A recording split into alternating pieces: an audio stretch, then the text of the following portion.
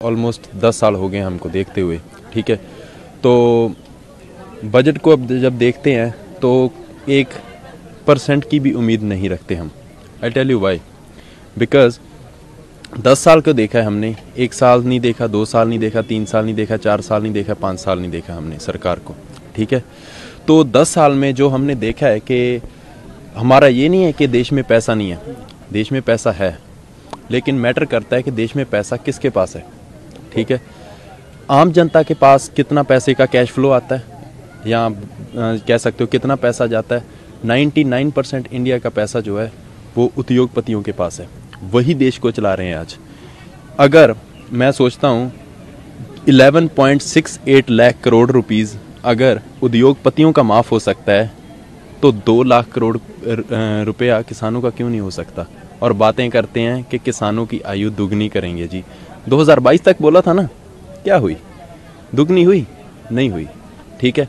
तो मुझे नहीं पता टीवी दिखाएगा या नहीं दिखाएगा, बट ये असलियत है।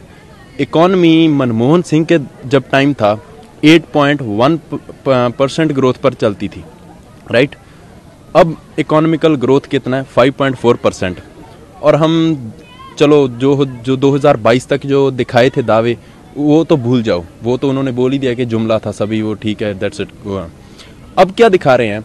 2030 का सपना दिखा रहे हैं ना, कि हमारी इकॉनमी है जो 10 ट्रिलियन इकॉनमी बनेगा इंडिया। 10 ट्रिलियन दिखा रहे हैं ना कि 10 ट्रिलियन इकॉनमी इंडिया बनेगा। राइट नाउ जो इंडिया का करंट फेस चल रहा है, एवरेज जो इकॉनमी है 5.4% से ग्रो कर रहा है। अगर 10 ट्रिलियन इकॉनमी बनना है इंडिया को, 10 trillion economy, that's huge, right. उसके लिए 15% की ग्रोथ चाहिए इकॉनमी की। 15% की ग्रोथ मोदी जी लाएंगे। तो बजट से क्या आस रखते हो? बजट से कोई आस नहीं है, नथिंग। बजट से क्या आस रखेंगे? बजट से हम क्या आस रख सकते हैं? सारा कुछ तो आपने जो प्राइवेट करने के चक्कर में, प्राइवेटाइजेशन इज गुड। 1991 में एलपीजी रिफॉर्म्स लाए, right. LPG reforms, that's good. Privatisation तब तक गुड है जब प्राइवेट कंपटीशन हो। जब आप प्राइवेट कंपटीशन खत्म कर दोगे तो प्राइवेटाइजेशन जो है that will gonna lead to extreme capitalism, and extreme capitalism is always dangerous for the country where we stay.